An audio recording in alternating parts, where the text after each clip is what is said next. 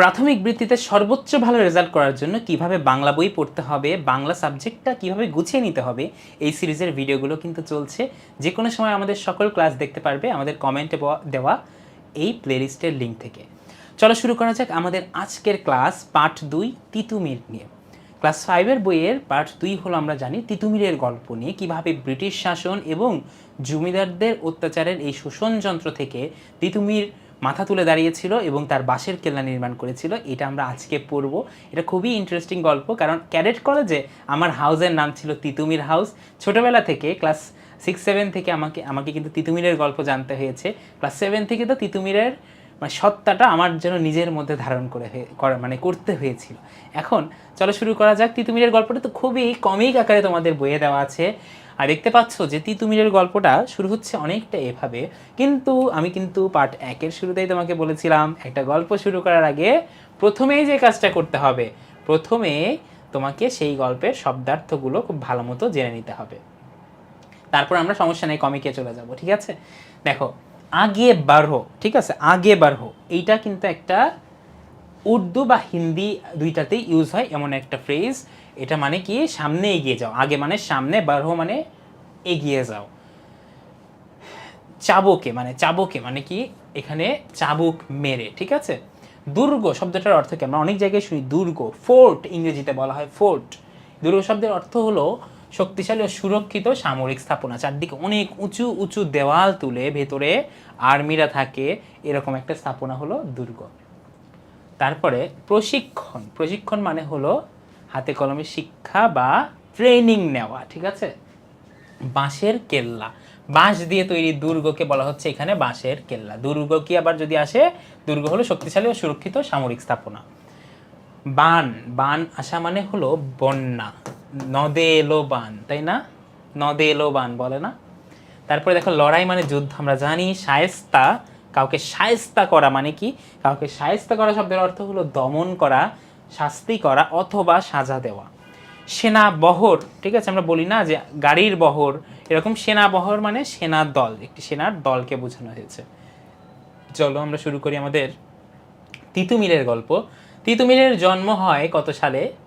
তিতুমিরের জন্ম হয় 1782 সালের হায়দারপুর গ্রামে জন্ম হয় তিতুমিরের।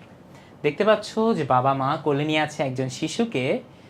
বাবা বলছে যে এ ছেলে সৈয়দ বংশের নাম রাখবে। নাম রাখা মানে কি জানো?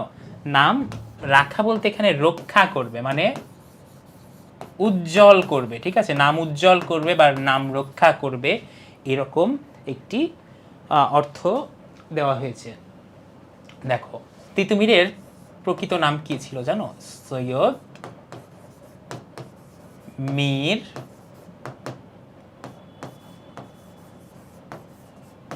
নিসার আলী।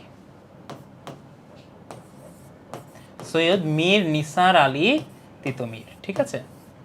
তোমাদের বইয়ে খুবই হাস্যোজ্জ্বলভাবে কীভাবে তিতুমির নামটা আসলে এটাও দেওয়া আছে। দেখো, বাচ্চাকালে হঠাৎ করে শিশুটির কঠিন অসুখ করলো।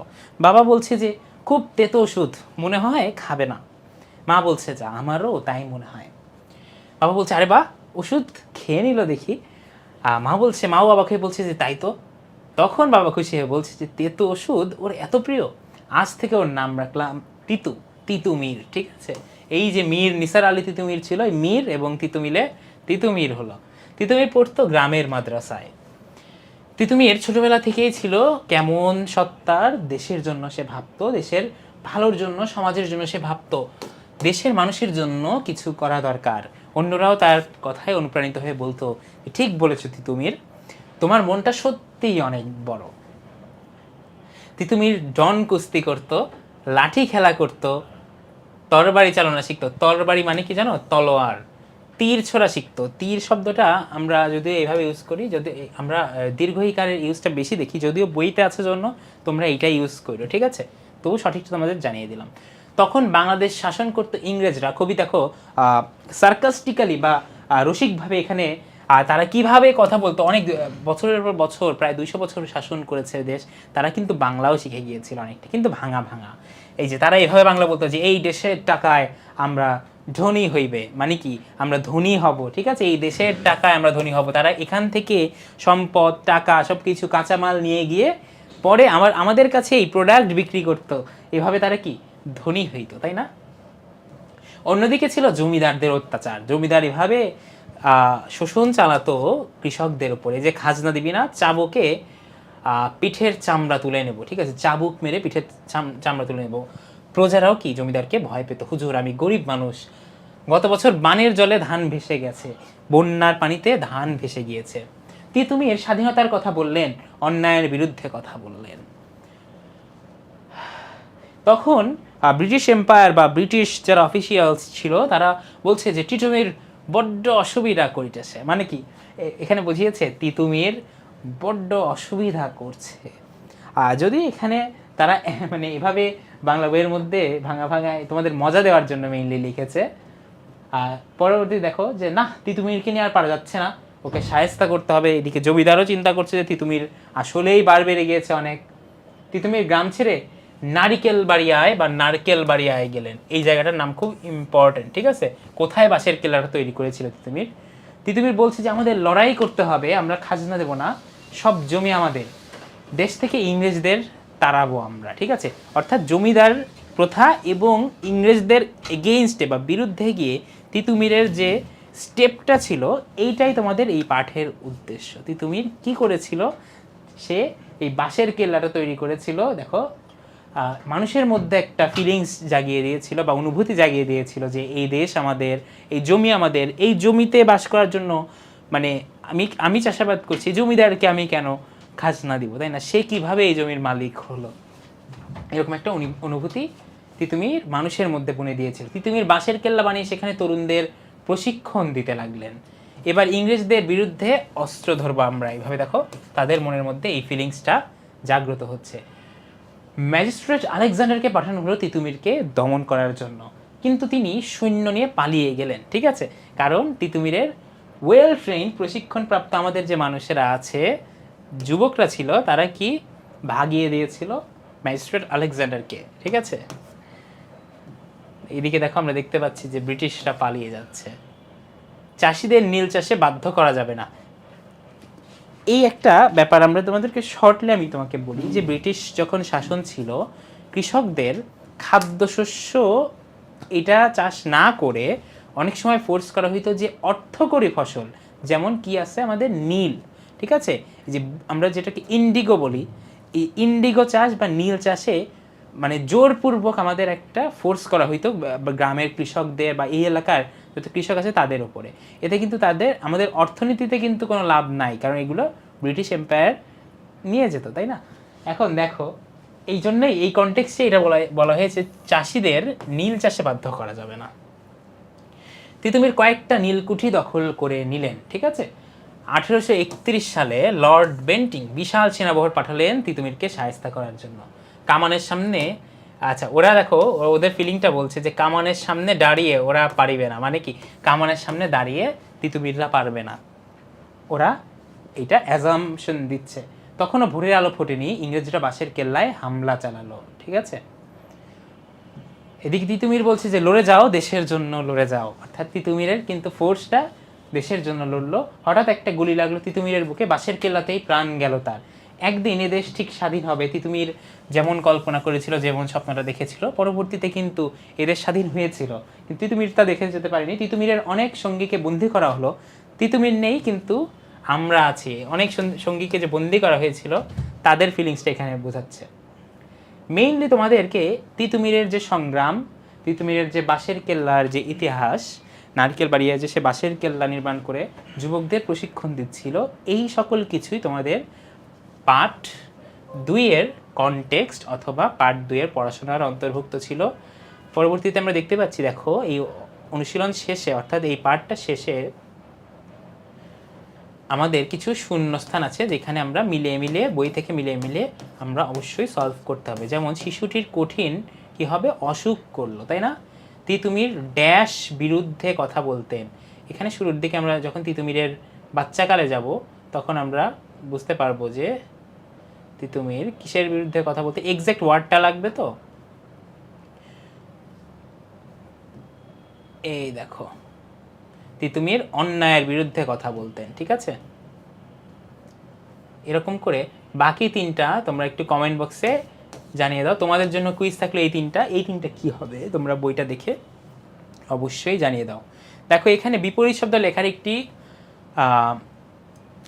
এক্সারসাইজ আছে বা অনুশীলন আছে, এবং ছোট এই শব্দটার কি বড়, বিপরীত শব্দ লিখে ওইটা দিয়ে একটা বাক্য তৈরি করা। এরকমভাবে আমি শব্দগুলো তোমাদেরকে লিখে দিই। চলো, তেতো, ঠিক আছে, তেতো মানে সাওয়ার। তেতো শব্দের বিপরীত কি হতে পারে? তেতো শব্দের বিপরীত অবশ্যই হবে মিষ্টি, তাই না? মিষ্টি। হাতের লেখাটা একটু বাজে হচ্ছে, আচ্ছা কলমটা একটু ছোট করে নিই, ওয়েট। বিরুদ্ধে, বিরুদ্ধে মানে এগেইনস্টে, এর বিপরীত হলো পক্ষে। তারপরে দেখো দমন, ঠিক আছে, দমন করা, এর বিপরীত শব্দ কি বলেন তো? এটা আপনাদের জন্য কুইজ থাকবে, সবাই কমেন্টে জানাবেন দমন করার বিপরীত শব্দটা কি। তারপরে দেখেন তরুণ, তরুণ বৃদ্ধ। তারপরে স্বাধীন, স্বাধীন পরাধীন। তারপরে দেখো বন্দি মুক্ত, ঠিক আছে। এভাবে বাক্যগুলোও কিন্তু তোমরা লিখে ফেলতে পারবে। তোমাদের জন্য কুইজ থাকবে দমন শব্দের বিপরীত শব্দ কি। তারপরে দেখো কিছু প্রশ্নোত্তর আছে, প্রশ্নোত্তরগুলো আমরা সলভ করে ফেলি। একদম শুরুতে ছিল তিতুমিরের জন্ম কত সালে, ঠিক আছে। তিতুমিরের জন্ম কত সালে বলেন তো? তিতুমিরের জন্ম 1782 সালে। কোথায়? হায়দারপুর গ্রামে। আর বাঁশের কেল্লা কোথায় নির্মাণ করেছিল? নারকেল বাড়িয়াতে। তিতুমির কি কি করতেন ছোটবেলা থেকে? কি কি করতেন? তিতুমির ডন কুস্তি করতেন, তিতুমির লাঠি চালানো শিখতেন, তিতুমির তরবারি ব্যবহার করা শিখেছিলেন, আর ছোটবেলা থেকেই দেশের মানুষের জন্য ভাবতেন। ম্যাজিস্ট্রেট আলেকজান্ডারকে কেন পাঠানো হয়েছিল? তিতুমিরকে দমন করার জন্য ম্যাজিস্ট্রেট আলেকজান্ডারকে পাঠানো হয়েছিল। নীল চাষিরা কীভাবে তাদের উপর অত্যাচারের প্রতিবাদ করেছিলেন?